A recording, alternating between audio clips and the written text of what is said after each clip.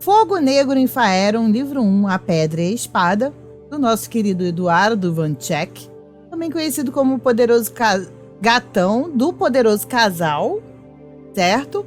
Estamos na página 60 de 297, capítulo 3, Anatar.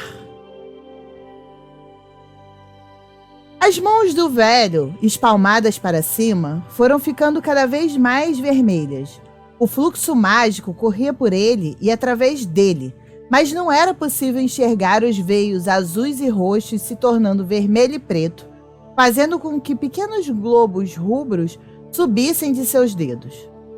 Um cântico macabro de vozes graves e ocultas vibrava e ecoava nas rochas irregulares do complexo de túneis que convergiam na pequena sala cavernosa onde o jovem aprendiz estava. Ele não queria ter que passar por aquilo, era horrível e havia muita dor envolvida, mas era parte do que tinha de pagar por tudo que tinha feito. Estava em pé, de costas para a parede, onde seu suor se confundia com a umidade fria. De cada lado, um homem forte e encapuzado segurava seu braço, sabendo que o corpo dominaria a mente numa tentativa enlouquecida de fuga em poucos instantes. O canto aumentou, e os versos começaram a se repetir, retumbando dentro de sua cabeça como tambores de guerra. A vermelhidão mágica tomou a forma de um símbolo quente nas mãos do velho, e este então deu alguns poucos passos à frente, dizendo numa língua antiga e profunda: "Você agora é o braço da morte e da tirania." Sua mão tocou a face esquerda do jovem, e os gritos cortaram o canto e a escuridão aumentando na proporção em que sua pele queimava e carne e alma eram dilaceradas por magia negra. Oi. O corpo do aprendiz tremia e, como previsto, seus pensamentos mais otimistas e perseverantes deram lugar ao pavor e ao medo. Um grande vazio que se alastrou pelo seu ser, deixando-o num limbo de memórias aleatórias que passavam como nos últimos instantes que precedem a morte. Lembrou de seu mestre, atencioso e preocupado, um rosto duro de quem já viveu demais, e a alma tenra como a de alguém que ainda tem muito que aprender. Lembrou dos seus mestres antes do exílio, e então a visão que ocasionou sua expulsão da guilda dos magos da adivinhação tomou tudo o que restava de si. Era um presságio. Uma forte luz e uma escuridão em forma de cinzas entravam em atrito e vozes incompreensíveis se confundiam em meio a esse fundo branco e preto. Uma discussão era a única certeza pelos gritos e tons ásperos que podiam ser discernidos. A agonia tinha chegado em seu ápice. Corpo e mente estavam quase separados, quando algo o puxou de volta. Seu presságio ficou distante, deixando apenas a imagem congelada de quando foi exilado, por proferir tal visão a todos. Sua dor foi deixando de ser algo agudo para ser um mero formigamento do rosto, e a tremedeira deu lugar a uma leve descompostura rapidamente resolvida com auxílio dos 2 grandalhões segurando seu braço. Abriu os olhos e viu apenas uma palma de mão enrugada, levemente vermelha e quente, se afastando de seu rosto, e a feição de um velho satisfeito que jogava o capuz por cima da cabeça e desaparecia pelos túneis, no exato momento em que, acima de suas cabeças, o barulho de muitas coisas batendo no teto ao mesmo tempo indicavam uma possível briga na espelunca acima deles. Os grandalhões os soltaram e cada um ergueu sua mão aberta na altura do peito, como era de costume dentro do culto, em reverência a Bane, o deus da tirania. Anatar fez o mesmo e seguiu caminhando pesadamente na direção oposta da deles.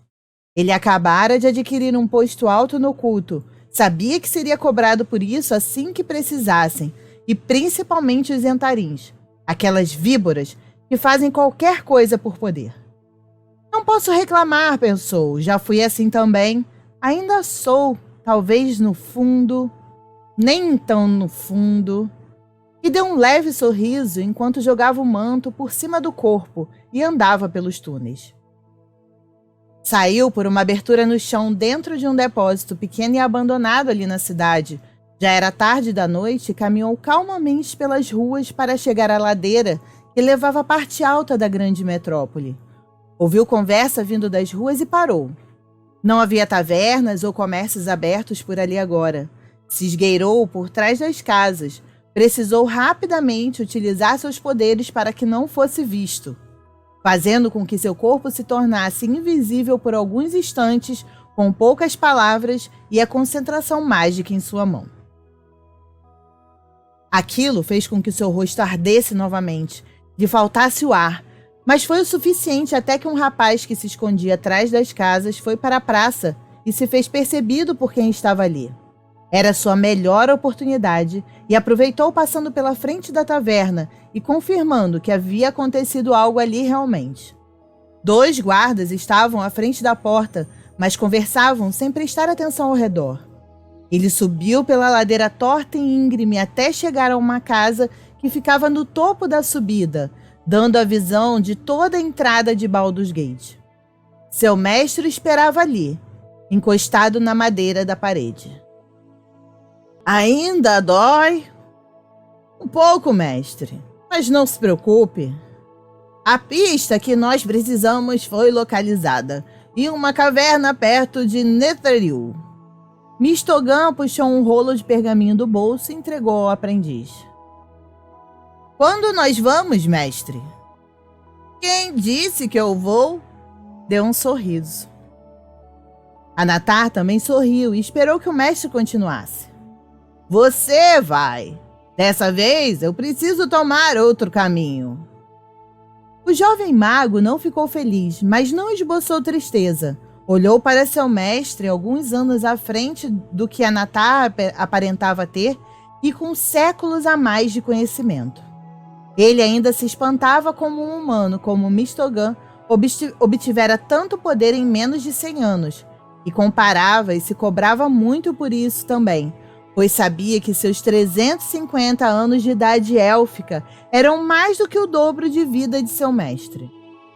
Mistogan encarou seu discípulo, um jovem elfo do sol, alto, bonito e inteligente, e que tinha tanto a aprender, ainda que internamente, e decidiu que as respostas do mundo não mais deveriam vir dele, e para isso, cada um deveria trilhar o seu caminho.